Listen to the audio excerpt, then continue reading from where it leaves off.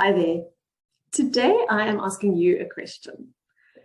I'm going to ask you, do you want it or do you need it? This is an important question that I want you to ask yourself when you feel like you're eating and it's not actually an eating time. It's really important that we figure out why we want to eat, or why we are thinking about food. So when you find yourself thinking, I'm going to go and have something, and you find yourself moving to the kitchen, I want you just to take a break and connect with your stomach and look to see whether you need the food. Is it your body that is asking you for something?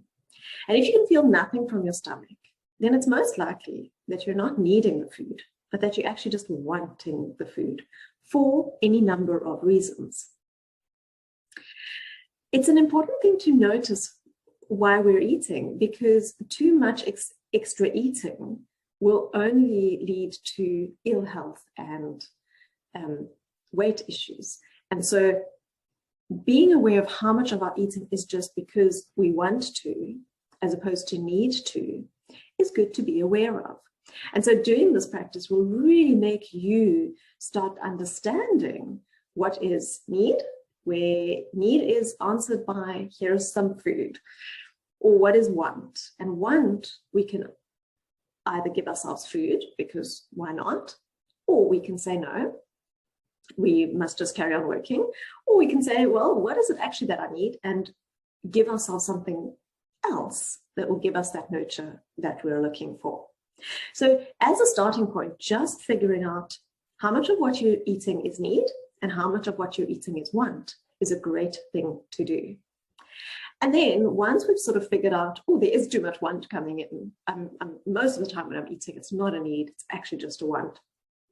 Once you've figured that out and you want to stop feeding your body, feeding yourself when there's wants, or feeding all the time when there's wants, then we can start going, well, is it need, is it want? Okay, it's want. So what is my response going to be? And there I want you just to pause and think about all the reasons why it's a good idea to eat and why it's not a good idea to eat. And ultimately come up with a decision of, yes, I'm going to have something, or no, not today, let me go rather and do something else instead.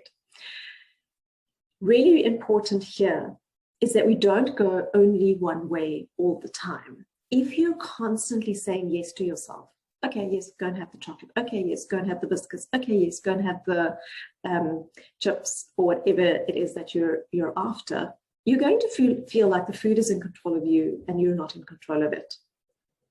If, however, you constantly go, no, you can't. No, you can't. No, you can't. Then you're going to feel deprived. And with deprivation comes ultimate binging. So neither extreme is good. So what I'm wanting you to focus on is how to let yourself have something just because some of the time. And at other times go, no, not a good idea today. Today I'm going to move away and try and do something else. And once we find a balance within this, that's actually when we'll start feeling our best. So we've got to stop living in the extremes of only yeses or only nos. We've got to learn to live in the gray. Do the moderation, do the sometimes. And practicing those is vital if you're always saying yes. Practicing yes is vital if you're always saying no. So they both play such an important role in our life. But to start with, do I need it or do I want it?